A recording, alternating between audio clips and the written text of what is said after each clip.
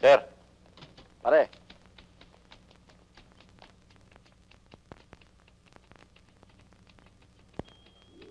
Bernabe, si Angel.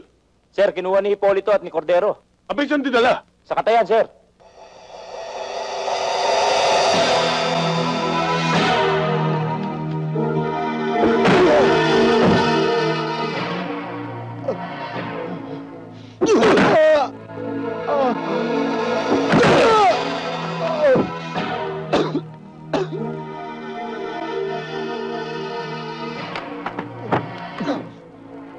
Matapang ka talaga.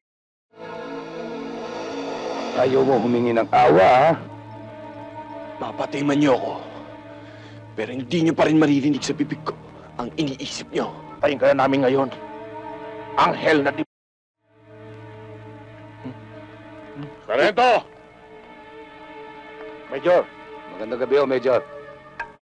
Kinakatay niyo, ah. Matalim ng tahid yan. Sayang naman kung pupulutanin niyo lang. Pero kung talaga maiinit na yung mga... Kayong dalawa na ang lilitsunin ko. Tatahol kayo kung titira kayo ng alaga ko, ha?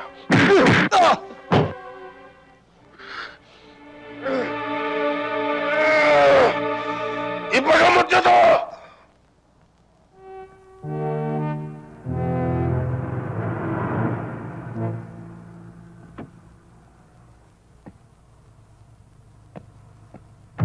Magkano? 49.50 po. Ano? Ang laki naman. Bata, baka may iniksyon yung metro mo, ah. Wala po, sir. Parehas po yan. Katungin mo nga. O kita nyo, tumunog pa. 20, G's. Oh. Taga, baka na doble.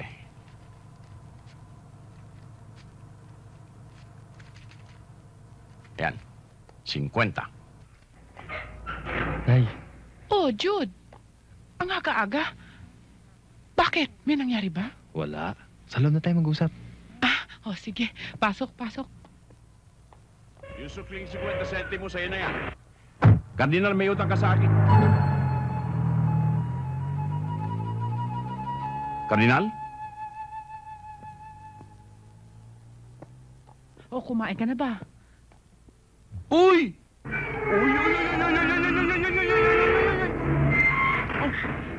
Ba't mo ko iniwan? May kasama ka pala. Si Sarge. Eh, di papasukin mo.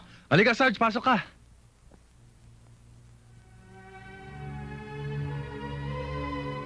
Ason? Tikoy? Ason? Tikoy?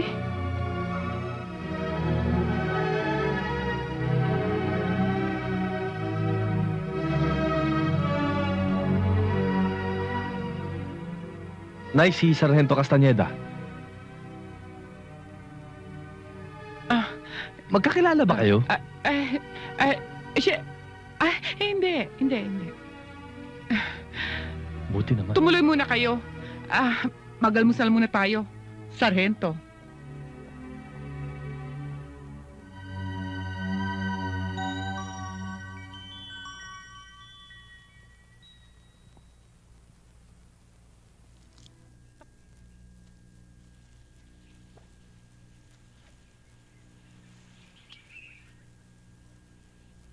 Hay nako, bilib din ako sa inyong dalawa, no? May pa-picnic pa tayo. Naku, may nakalimutan tayo. Soft drinks. Pare, hahanap muna kami soft drinks, ha? Teka, sandali lang, ha? O, sige. Sorry nga pala dun sa nangyari, ah. High blood lang talaga yung chewin ko, eh. Okay lang yun. Buo pa naman pangako, eh. Alam mo kasi, hindi ko naman talaga siya chewin, eh. Kabit lang siya ng tiya ko. Ganun naman pala, eh. Ba't ganyan turing niya sa akin? Eh, ano naman ang plano mo sa buhay? Ano pa? Siyempre, umasenso sa buhay. Eh, ikaw, tama na ba sa'yo maging sales girl? Aba, syempre gusto ko rin makapagtapos sa pag-aaral. Para makapag-abroad naman ako. Abroad? Oo naman, para kumita ako ng dollars. Eh, paano ako? Hay nako, kung ako sa'yo, maghanap ka ng trabaho. Para may matutunan ka. Siya nga pala, may bakante sa stock department, eh. Gusto mo mag-apply ka? Eh di pag natanggap ka, araw-araw na tayo magkasama. Pwede rin. Pero may iba ako. Pwede ba kitang ihatid mamaya? Totoo, hahatid kita. Ang kulit mo, sinabi ng oo eh.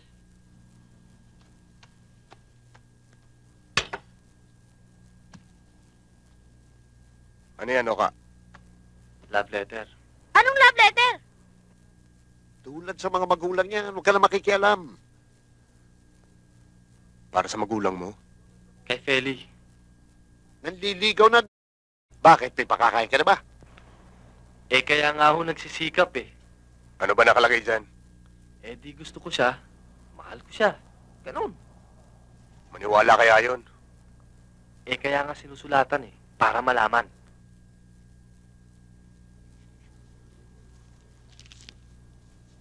O sige, kumain na tayo. Mamaya na yan.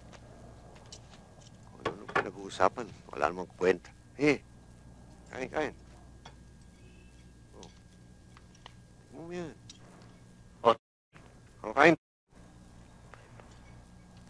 Ba, may bisita pala tayo Lolo Hugo, si Abigail ho. Kumusta, iha? Siya naman po si Feli. Pasensya na kayo sa bahay namin, ano? Puro lalaki nakatira rito. Wala man lang nag-aayos dito. Huwag ko kayo maglala, Lolo Hugo. Malapit na magmukhang bahay ng babae itong lugar natin. Totoo ba yun? Naku, ewan ko po kay Magno, nagbibiro lang ho siya. Totoo ho, sinasabi ko. Teka muna. Puro na yata usapan niya na. Nasa bas, mapabili man lamang natin ang merienda. Ho, ano po yon? Hay nako, wag na ho kayo mag-abala. Kasi kailangan makabalik kami agad sa trabaho eh. Kasi break time lang ho namin. Ganun ba?